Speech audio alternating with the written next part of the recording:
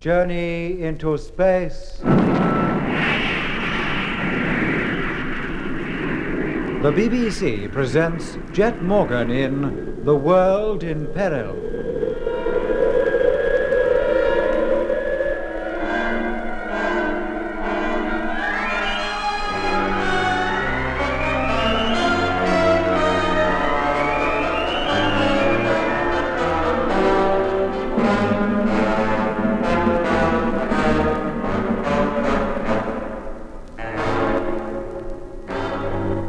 Jet Morgan, the crew of the Discovery, and Frank Rogers are on a Martian asteroid where they met Paddy Flynn, a man picked up from Earth many years ago and now in the hands of the Martians.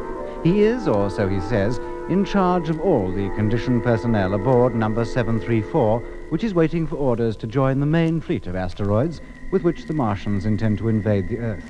And then, during a long talk with Paddy, Jet and Doc learned something of his life down on Earth before he was picked up by a Martian sphere.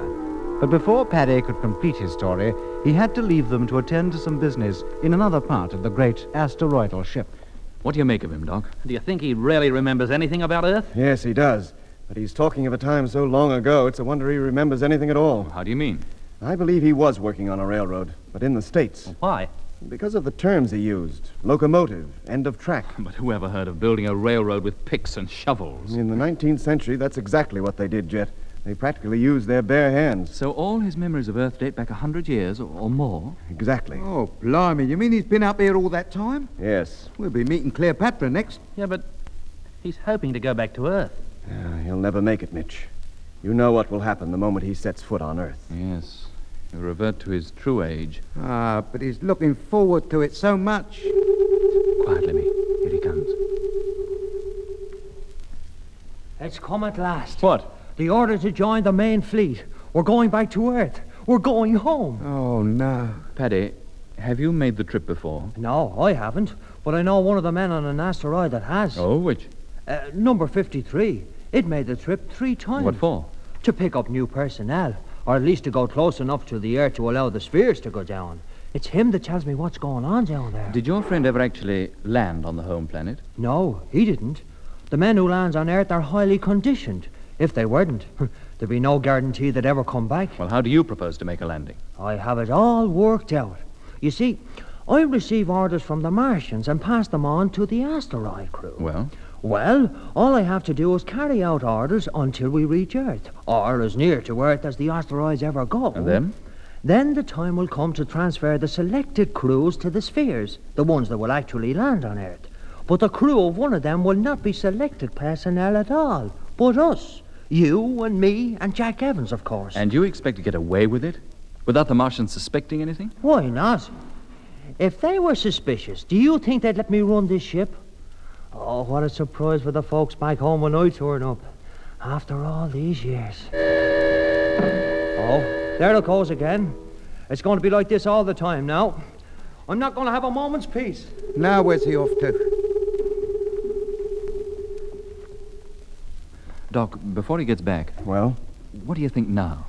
I still think he's been up here for years and years, and that he's been conditioned most of that time. Even if that's true, he certainly doesn't seem to be conditioned now. No. Maybe at last he's grown immune to it, just like that flying doctor.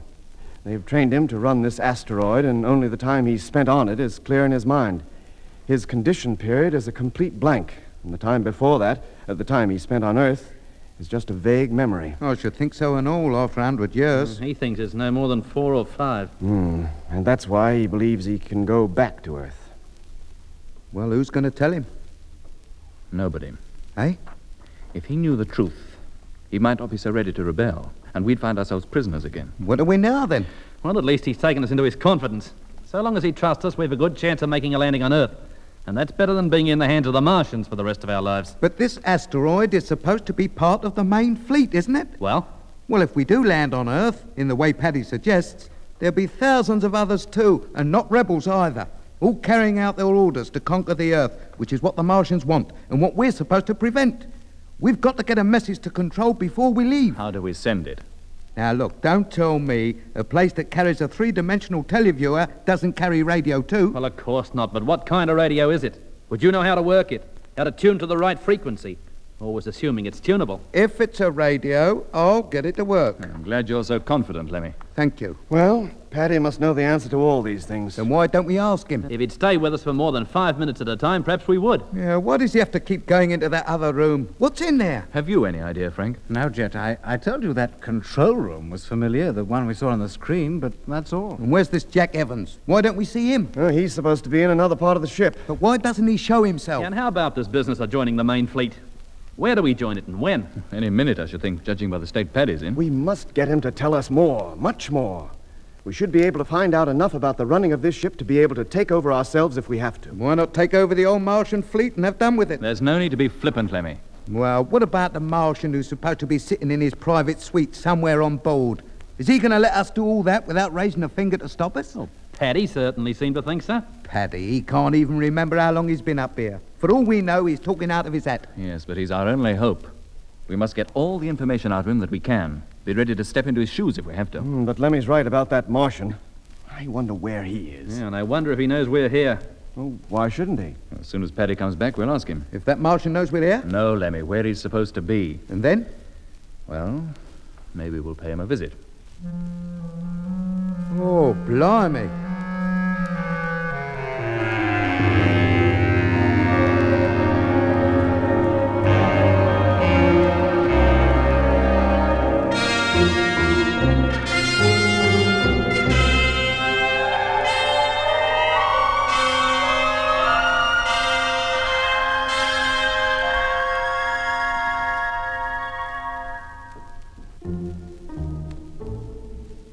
Paddy didn't come back. Where he had gone or why, we had no idea. Yet, in spite of his odd behavior, I felt somehow that we could trust this strange Irishman. The more I thought of it, the more certain I became that, although he was, mercifully, quite unaware of it, he had been away from Earth too long ever to be able to return. Perhaps it was this knowledge that made me feel sympathetic towards him. Or perhaps I was merely grateful for his apparent normality in the midst of these new and alarming circumstances. The past few hours had been so full of incident that we had had little opportunity to take stock of our situation. But now we had plenty of time, and I found myself thinking how sudden and, for all we knew, final had been our transition from the Discovery to the huge mass of asteroidal rock on which we now found ourselves. Would we ever get back to Mars? Or would the Discovery remain for all time empty of human life? An ironic monument to all we hoped to achieve when we set out on our second trip to the Red Planet. Was Control, even now, still trying to call us? Or was all hope of contact already abandoned? We were completely cut off from home, helpless intruders on an alien world.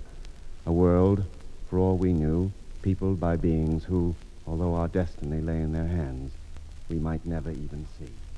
Well, how much longer is Paddy going to be? He seems to have been gone for hours. But the other times he left us, he wasn't gone more than a few minutes. Can't we call him in some way? There must be some kind of intercommunication system in this place. How else could Paddy have spoken to you, Jet, when you and Lemmy were on your way down here? Yeah, and come to that, how did you and Lemmy speak to us when we were still upstairs? Well, we did it from the next room, where Paddy is now. What sort of room was it? Ooh, just a small one. Had a control table with a small televiewer screen set in it. Oh, a vision phone, you mean? You might call it that, but although you could see the person you were talking to, they couldn't see you. One-way system. In vision, yes. Which means you can watch and hear what's going on without whoever you're watching knowing anything about it. That's it. Then how do we know we're not being watched right now? By that Martian, for instance. Maybe we are. But if that were the case, do you think Paddy would have been so keen to talk about his plans to get back to Earth? That depends on whose side he's on. Well, let's try calling him anyway. Here, wait a minute. Now what? If he can hear us talking, he must have heard us talking about him. Yeah, and about how, if he did set foot on Earth, he'd revert to his true age. Which, if Doc is right, would be about 130 years. I can't imagine he'd want to go back if he knew the truth. Maybe that's it. He does know and doesn't want to. Then why was he so excited at the prospect? That's a point. No, I don't think he did hear us talking. Well, let's try calling him anyway. Paddy! Paddy! Paddy, can you hear us? Paddy! Come on, mate, answer us. I don't think he's going to. Well, what are we supposed to do? Just sit here until we're as old as he is? No, we're not. How did he open that door? There was a control at the side of it. All right, let's go in there, see what's going on. Come on, Frank. Coming, Doc. Well, she's opening all right.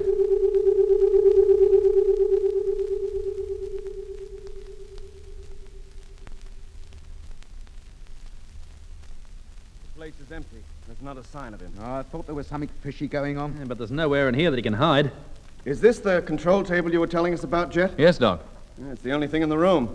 Where on earth did he go? He couldn't just disappear. And if he was going to be away so long, why didn't he tell us instead of leaving us waiting outside like a lot of mugs? Maybe he didn't know he was going to be away for so long. You mean somebody carted him off? Hey, how about this? What is it, Doc? Another door. Where does it lead to? I wouldn't know. I didn't notice it last time we were here. Did you, Lemmy? No, Jet. I was so surprised at meeting Paddy, I hardly noticed anything. Try opening it, Doc. Okay.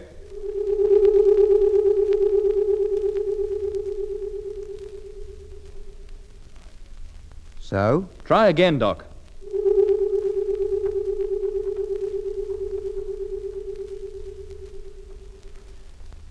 And again. So? No, it doesn't function. What's that? Hey, Jet, this visual telephone, it's warming up. What brought it to life? Well, Frank, he sat down and started operating it. You've used one of these before, Frank? Yes, Jet, I have. Where? Down on Mars, I think. Hey, the picture on there. Isn't that the big hall where we saw all those carvings? Yes, it is. And that's where we first heard Paddy's voice. Yeah. He must have been sitting here watching us. Can you get a different view of the hall, Frank, or is the camera fixed? Wait a minute. That's it. Hey, listen. There's that singing again. Then it must be coming from the hall. Scan the whole place, Frank. Let's look at every corner of it. Yeah, there's the Norman arches and the steps leading up. And there's that passageway. And look, there are the singers. Blimey. And all dressed in boiler suits. Just as those men in the big control room Hey. were. Where are you going, Mitch? Back into the other room. An idea just struck me. Get after him. Let me bring him back. Yes, Jack. Hey, Mitch, wait a minute, Mitch.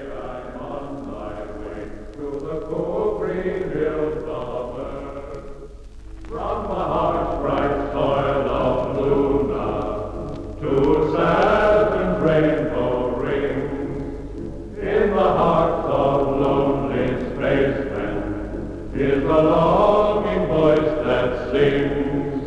Let the cup I hold be empty, and let there be no mirth, till it be the day I'm on my way to the cool green hills of earth. Yeah, just as I thought, Lemmy.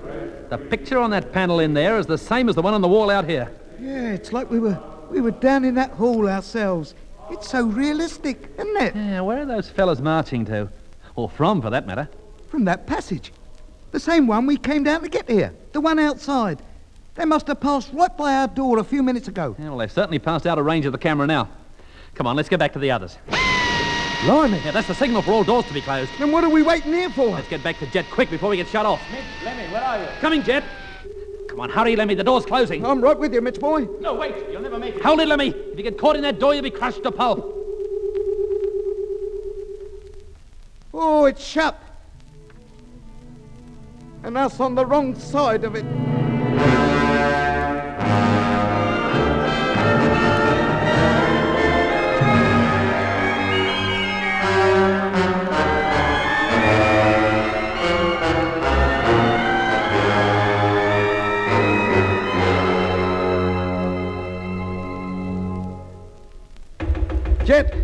Jet, can you hear me? No, of course he can't, Lemmy. The door's too thick. Oh, crikey, now what? The wall. The picture's changing. Never mind about the picture. What about this door? How do we get through it? But Lemmy, look. Eh? Look at the screen.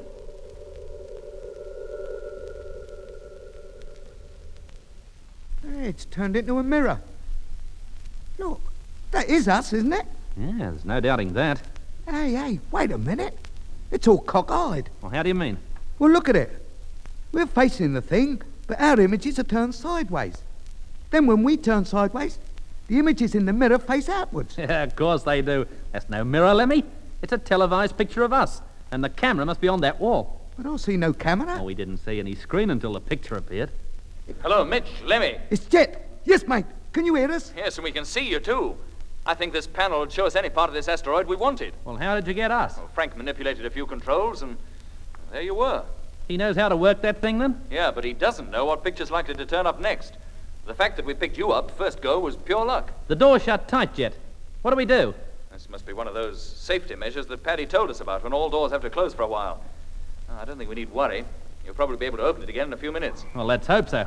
Why did you go rushing back in there, Mitch? Well, I suspected that the panel you're operating must have something to do with the picture on the wall in here. And does it? Yeah, Jet. We saw the hall and the men walking down it as large as life. We can see ourselves now. It's uncanny. What did you make of those fellows, marching and singing like that? I've seen Boy Scouts marching better. Yes, Lemmy, but what about the song?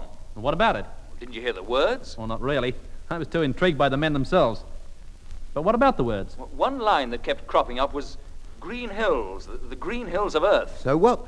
Green Hills were what Paddy chiefly remembered about Earth. Yeah, that's right. Well, that's nice. But what does it all add up to?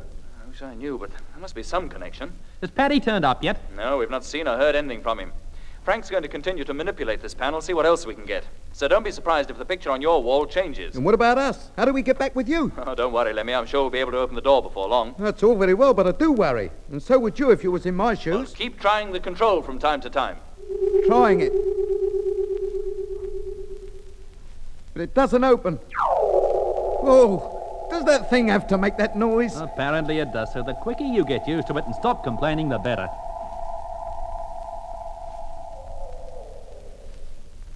Well, what's that a picture of?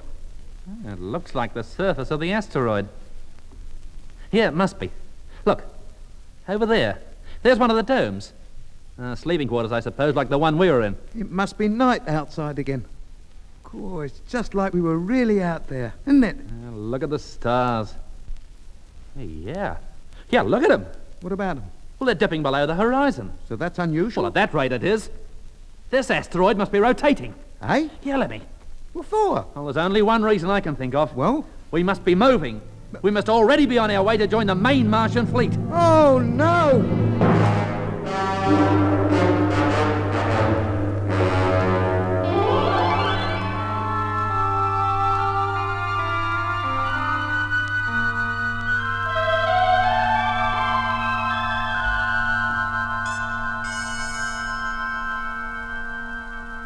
Hello, Jet.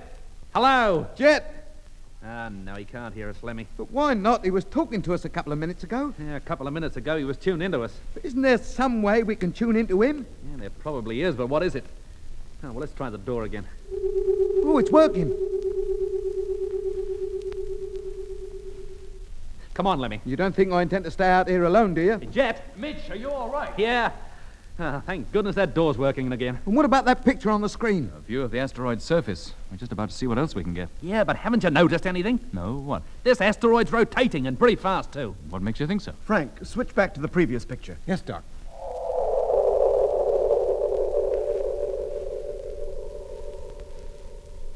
There. Now, take a close look at it this time. Watch the stars near the horizon. Land sakes, I think we are rotating. And judging from the direction in which the stars are traveling, the camera that picks up that picture must be situated somewhere near this asteroid's equator. Is it possible to rotate that camera, Frank, as you did the one in the hall? Well, I should think so. Try it, Doc. Which is the control? Same one as before. No, that's it. Turn it full circle, Doc. The view in the other room's much better. But there doesn't seem to be any way to control the picture from there. Everything seems to be done from this panel. Oh, that's a fat lot of use, isn't it? What do? Keep rushing from one room to another all the time? Well, I think under normal conditions there'd be an operator here permanently to produce pictures for the big screen next door on order. This little screen here is merely a monitor. Hey, look, just coming into picture now. Mars. Doc, come with me. Where are we going? Into the next room. Keep that picture on the screen, Frank, and keep the camera rotating. Yes, Jet. Lemmy, you stand at the door. Yeah. If I want to give Frank any further instructions, I'll call you and you pass them on. Right. Mitch is right. It certainly is. Mars never moved across the sky so rapidly when we observed it from that astro hatch upstairs. I thought it strange that there was no sunlight. Well, there will be soon, I bet. Are we just rotating, or do you think, as Mitch does, that we're on the move already? I wouldn't like to say. And it would take us some hours to find out just by sitting here gazing at that picture. Well, we've got to find out, Doc. Paddy would know. Yes, but where is he? What's happened to him? And what if he never turns up again? But why shouldn't he? Oh, why should he have disappeared? He said he'd be only a few minutes. Maybe he had to go somewhere else, unexpectedly. He probably went through that other door. But it wouldn't open. Hey, wait. To enter this place, we had to go through two doors. That's right. And one wouldn't open unless the other was shut, just as in the airlock of the Discovery. It must be the same with the second door in there. For all we know, Paddy is on the other side of it and can't get back because that door we just came through is open all the time. Very well, we'll go back in there and give it a try.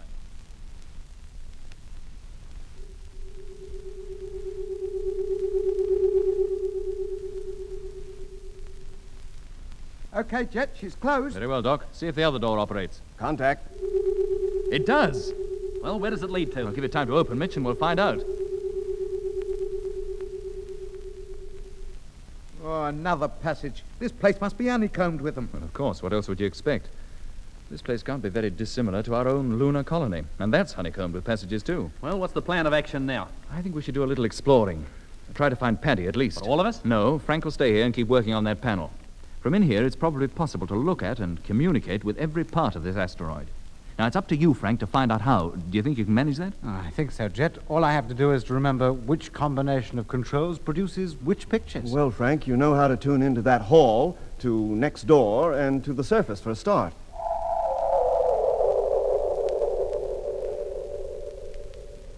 Hello, what's that? It's the control room, the big one.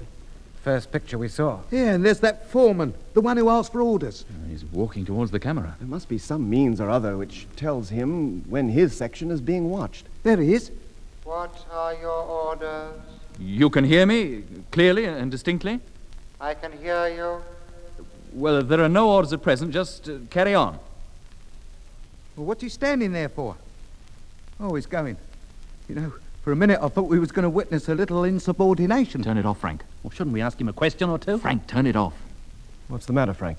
I don't know. I just get a very uneasy feeling every time I see that place. Yeah, what was the idea of turning the picture off anyway? Because that fellow on it seemed surprised. At not receiving any orders? No, at hearing a strange voice. He expected Paddy to talk to him, you mean? Of course, but what could I do?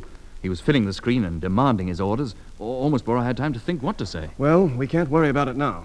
Well, while we're gone, Frank, do your utmost to follow us on that screen. I'll do my best. Mitch will stay here with you. Sure, Jeff. Doc, Lemmy and I'll go down that corridor and see what we can find. Now, as soon as we've gone, close the door behind us. What for? So that if Paddy comes back by way of the next room, he can get into here. Oh, all right.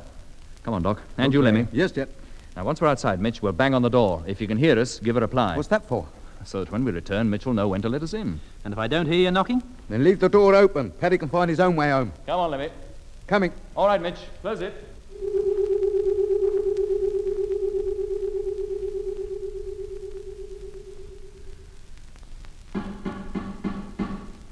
Well, the door's not that soundproof. That's something. Oh, let's hope they do find out something, or Paddy at least. Now, Frank, let's get on with it. And the first thing to do is see if we can locate them on the screen.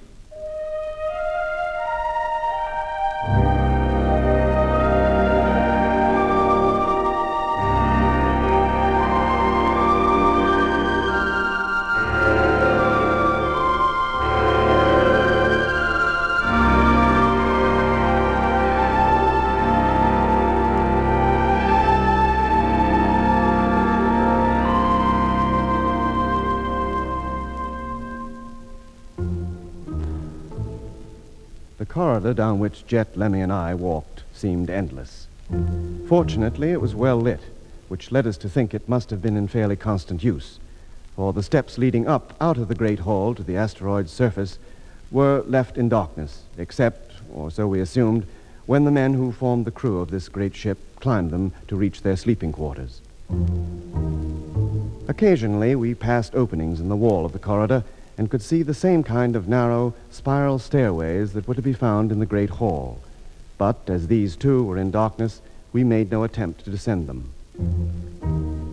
We must have walked for an hour or more, during which time we saw no sign of any living thing, human or otherwise, nor heard any sound, save that of our own voices and footsteps.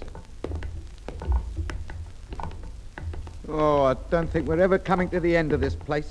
We'll probably find we'll walk for a week and then end up where we started. It must lead somewhere. Paddy must have come this way. Not so far as this, necessarily. For all we know, he went down the first spiral staircase we saw. In the dark? He'd know how to put the light on. Hey, wait a minute. What is it? Look. The end is in sight. There's a blank wall way on ahead. You mean we've come all this way to find ourselves in a blind alley? Well, I'll answer that question when we get there. Come on.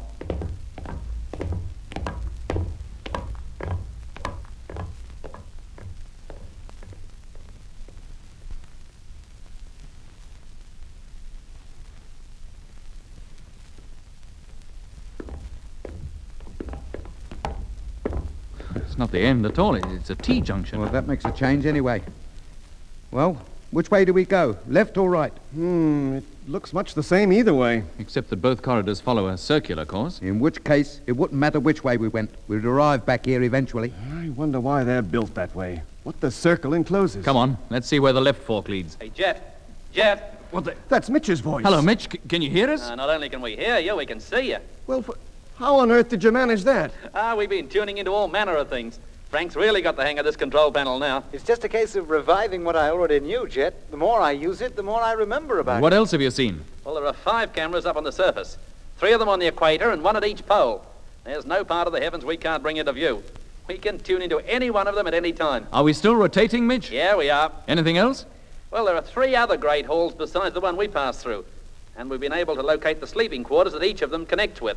They're all up on the surface, too. And we've now discovered how to look in on that control room without attracting the attention of the condition type in charge. That's right.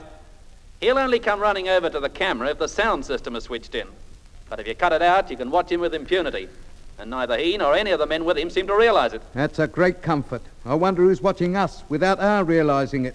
And there are at least 3 other rooms of a similar kind, all with condition types working in them. Well, any idea what they're working at? No, Doc. But 2 of the rooms are circular. Eh? But this corridor... And we passed through miles of corridors, via the televiewer, of course, before we finally caught up with you. Well, now that you're here, why don't you stay for a while? Have you any idea of our exact position, Mitch? The way we've come is twisted and turned so much we've lost all sense of direction. No, I'm afraid not, Doc. You wouldn't know if we're near any one of those control rooms or anything. No. Has Frank any idea? No, Jet, I'm afraid I haven't. Well, how about Paddy? Any sign of him? No, I looked next door a couple of times, but he hasn't turned up yet. Well, keep us in your picture if you can, and your sound system on. Too right, I will. We began to think we'd never find you. Well, meanwhile, we'll keep going. We must come to something soon. Okay. I'll be keeping an eye on you. Come on, Doc, Lemmy. Right. Here we go again, round the bend.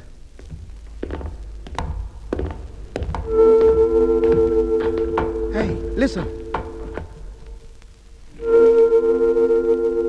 That's a new noise, isn't it? Now, what does that mean? And where's it coming from? Oh, I'd say from farther along the corridor, round the corner. Come on, and take it easy. Go back. Hey? Somebody said, go back. It is forbidden to come any further. Sounds like a woman's voice. No crew personnel are allowed in this section. Go back immediately. A woman? Oh, no. What do you mean, oh no? Don't you remember? Paddy told us he didn't know whether to call him a he or a she. Good grief, yes. The Martian, the one that's on this ship. That must be him.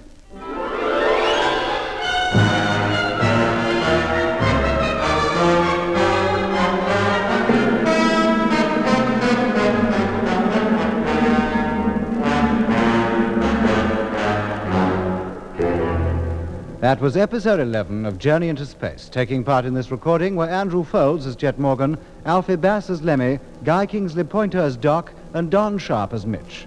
Other parts were played by David Jacobs and Pat Campbell. The orchestra was conducted by Van Phillips, who also composed the music.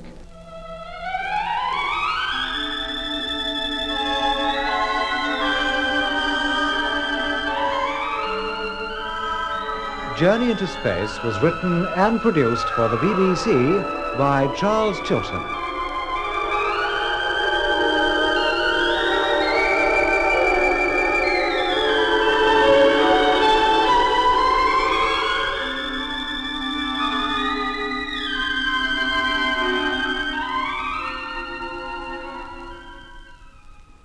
Tomorrow, Jet and Lemmy ignore some sinister warnings. We'll be back in space at the same time tomorrow. What's lurking in this weekend's Seventh Dimension? A now abandoned house reveals its tragic history. He's gone. Quickly now. What are you doing? Help me, Rosalie. Madame? He's here somewhere. Please, you must calm yourself. You saw it, Rosalie. You saw where he left the gap. Yes, but it's plaster. The trowel. Quickly, give it to me. But what did your husband... Give it to me. We have time, Rosalie. Time to make a hole and mend it again. Here, perhaps. Oh, here. Yes, it must be here. A little further to the left, perhaps.